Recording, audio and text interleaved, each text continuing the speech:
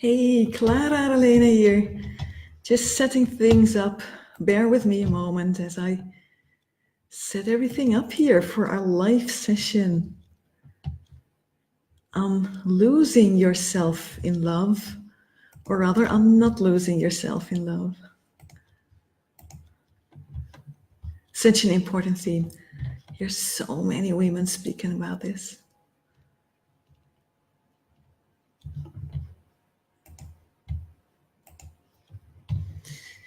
Yeah, almost there.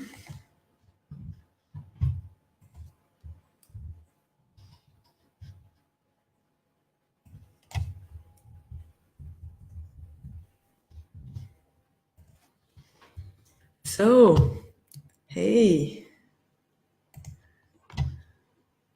losing yourself. What is that? Losing yourself in love. And how could it be that love that is supposed to be so beautiful actually ends up so often quite the opposite? We get confused, we feel messed up, we see ourselves doing things that we never wanted to do, right? So sad. So, what is going on there? What I see is that the problem actually is much bigger than your intimate relationships. In our culture, we haven't learned how to stay true to ourselves and true to the other.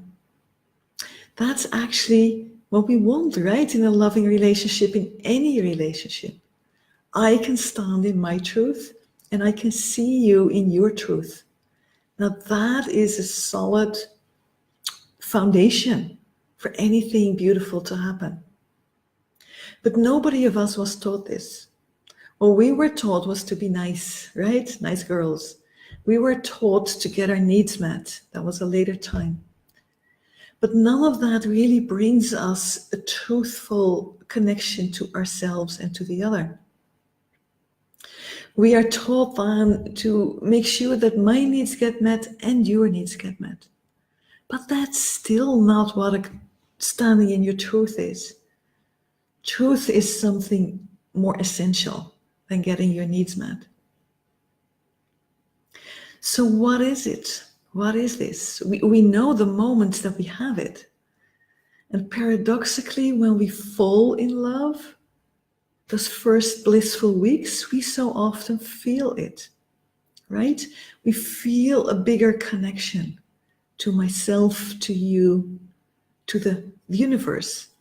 And love really opens us up to go beyond all our old limitations, our old fears, our old guards. We drop all of that. And suddenly we are here. You, me, life, love. That's what falling in love is, and that's what makes it so beautiful for some and scary for others. Suddenly I can be. But why doesn't it stay like that? Well, because it's a beautiful experience, but it doesn't truly teach you how to let go of those fears or how to connect even when the fears are there. It's like the love works, the famous drug comparison. It works like a drug. It just takes away all those fears.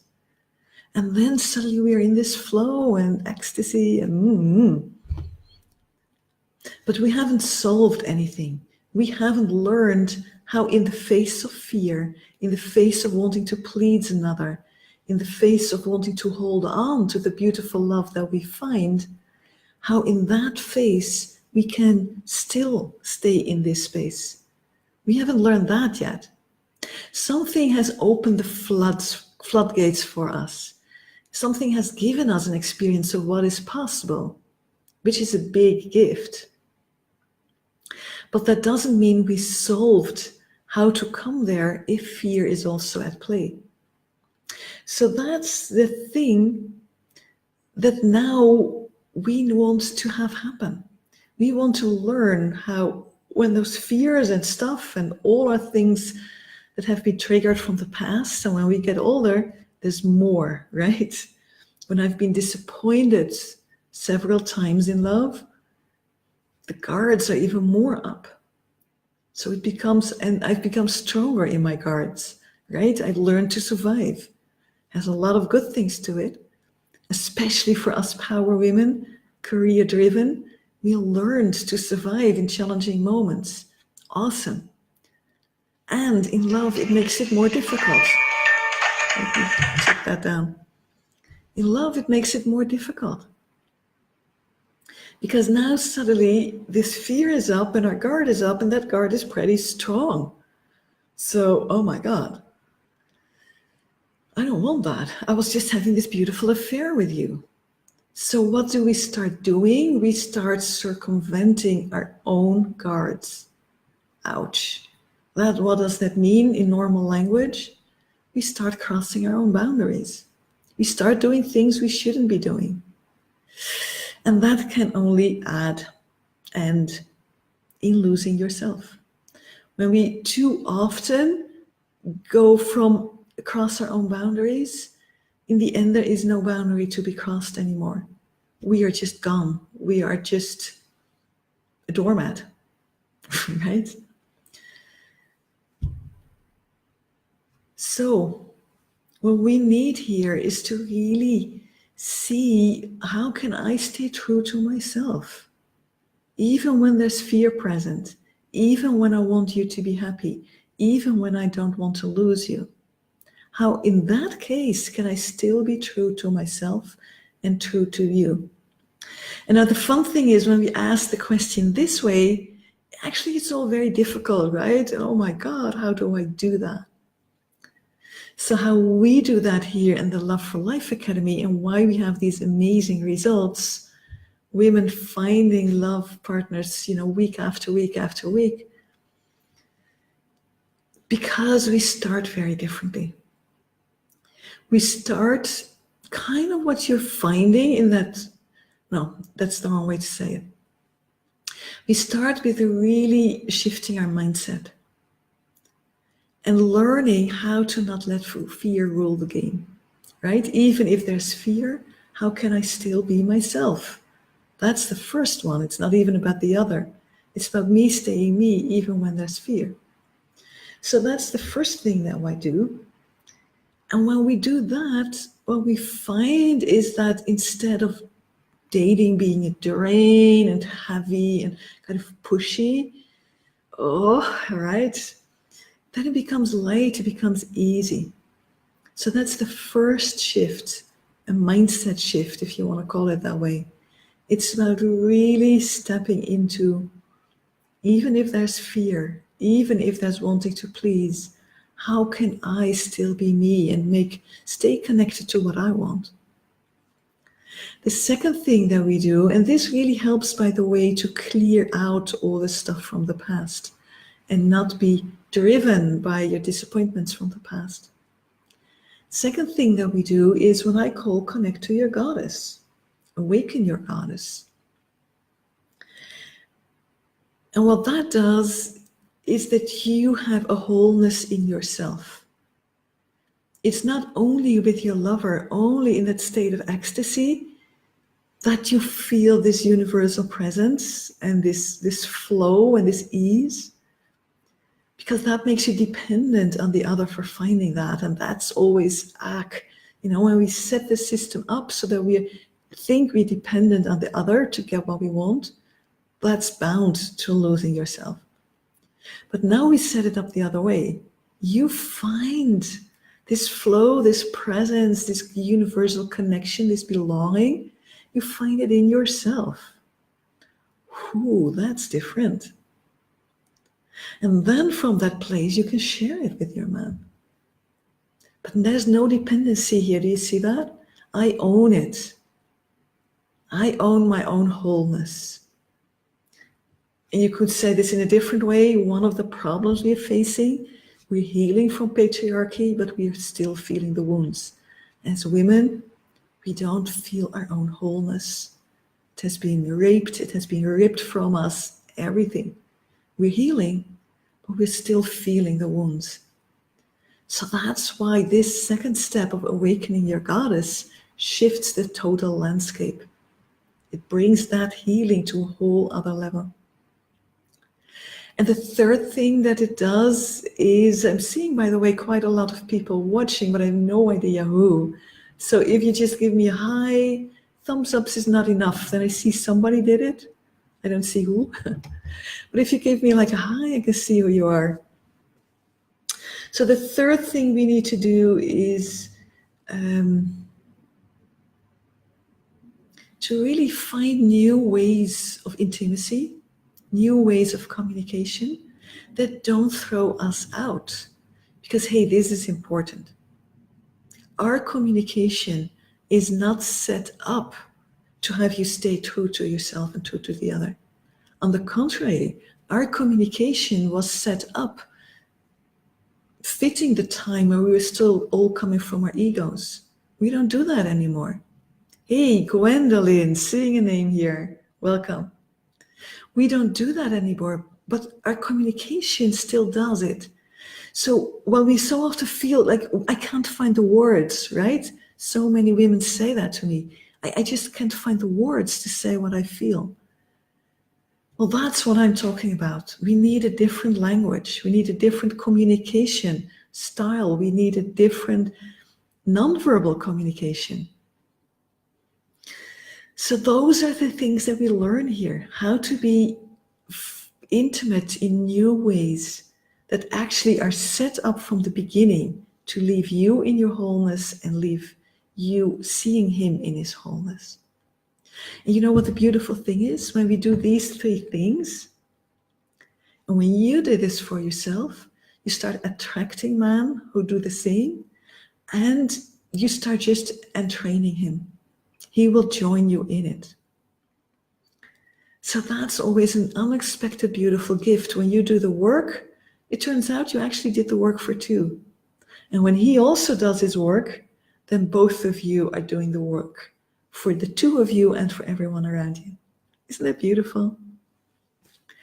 So if you feel, you've lost yourself in love and that it's really holding you back now, in your conscious mind, you want to move forward, you want to have love, but in your unconscious mind, you're like, I don't want this. It's scary. I heard it before. That's because you have lost yourself and it hurts so much, right? And you can see if that unconscious mind, which usually is way stronger than the conscious, the unconscious is holding you back. You can try and want as much as you want, but it's not going to happen.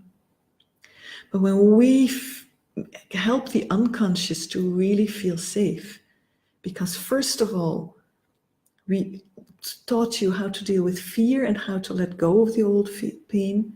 Second, we show how you are not dependent on him for your wholeness. You find it in yourself. And third, you find new ways of intimacy and communication that keep you in that place. Then the unconscious starts to breathe out and it starts to feel like, oh, wow, this is different. And gradually it starts to align with what your conscious wants. That's the process I see happening. And that's why this goes so fast. Because you were used to, being pulled back. And every time you took a step forward, actually you find yourself going backward. And that's what many women describe in love. I'm going forward. No, I'm actually going backward. I thought I was opening up to new love and harmony, but actually I'm more in the rut, more in isolation, more in drama. That's what so many of us have experienced. That's what we're breaking here. And that's why then suddenly it goes so fast. Because this whole backward pull, it becomes a gentle forward push. Now that is different. That makes love easy. And that's my theme for today. When we think love is hard, that's an old myth. When we get these three new things, when we get how to truly shift the mindset, when we get how to truly awaken your goddess, when we get how to communicate and have intimacy in new ways, then everything is different. And if this is something you want for yourself too, here in the group, the Art of a Relationship You Love, you have an amazing position, right? You get firsthand all these shifts that the women who work with me are experiencing. Here they're willing to open up to you from a sense of sisterhood and connection. And they're sharing their intimate stories. So you know what is possible here. You know this is true. But the elephant is still like, oh, but is this true for me? And the writer is like to work with Klara.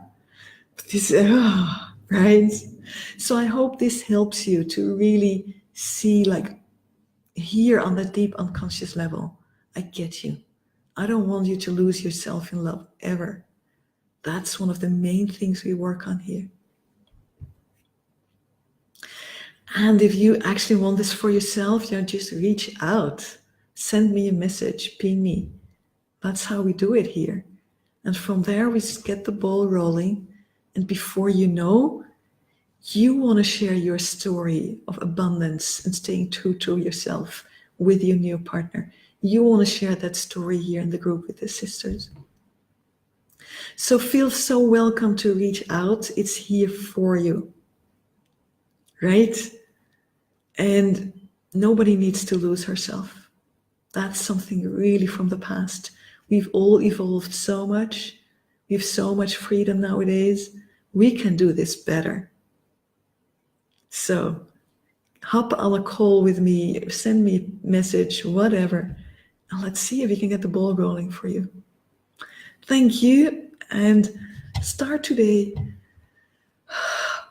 with really breathing out and connecting to the earth. That's where it all begins.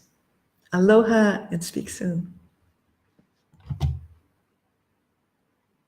Hey Kelly, listening from the UK. I saw your name before, by the way. So I'm sure we will meet again. Ping me. Aloha.